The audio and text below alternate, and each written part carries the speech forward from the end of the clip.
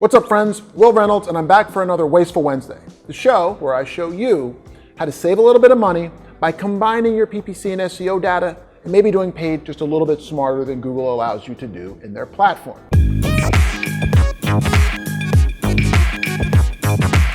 I just had this crazy idea, so I just ran with it quickly. And I said, I wonder how often my clients are paying for keywords where a login page is on the first page of Google. So what I did is I just ran a SQL query and I said, show me all the times where a search term is showing up where a page that includes the word login in the title is somewhere in the top 10. I ran that query and found some interesting things that I think everybody here who cares about saving their clients a little bit of money should watch. Because heck, if you could pay less for a click, why wouldn't you? So let's go ahead and talk about that. I ran an analysis on 75 gigs of search rank data.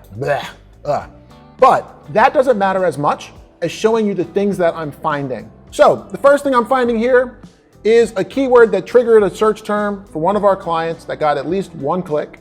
And here it is. And by looking at the fact that there's a login page ranking in the top spot because it's in the title, it helps me to say, what kind of word in here might be triggering login pages that I could negate, save myself from a couple of those clicks. Then I found login pages for email providers for this page, and yet you can even see that on Bing, people are actually bidding on this word, right? I'm not saying you should negate it, but I'm saying you might want to consider taking a look. And then if you look at like a payroll site, right, where you're saying, okay, if you're going after the word payroll, there's so many darn different companies out there, how are you going to find them all? One way to do it, look for pages that are logins of the payroll system. Might tell you a thing or two about the query. Many of you might be thinking, well, I know to negate the word login. It's like, okay, but what about log space in? What about log hyphen in? What about login misspelled? What about words like sign in or sign hyphen in? People search that way as well. So as you can see here, somebody's searching for a brand and sign in, which might make sense for the brand, but then you've got other people bidding on it when I'm trying to figure out how to sign in. And how do you know that? Because you can see pages that are about logging in on the top 10. And this is a Bing result, so don't worry about it. I'm using Google's results for this. So let me go ahead and show you Google's results. I'm looking for the sign in, but remember, if you're going, I know to negate login, did you know to negate sign space in? Did you know to negate sign in as one word? See, Google doesn't allow us to negate on a match type. So you literally have to find all those different examples in order to make sure you're not spending money on keywords that you wish you weren't.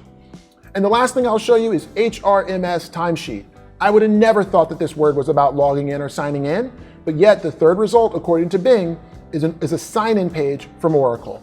So my friends, the reason why I wanted to show you this on Wasteful Wednesday is because I wanted to highlight the fact that just because you're negating a word doesn't mean you're capturing all the other words that might be negated. So you may want to look for domain clues that can tell you, oh, that URL or that result is about topic X, in this instance, logging in. And when I see that page, I can then look back at all the different search terms that triggered that are outside of the words that I negated, engram all those search terms, and start to find new groupings to negate to save those dollars and get yourself, your client, the highest ROI on those paid search clicks as possible. Have a lovely Wednesday, you guys. Take care.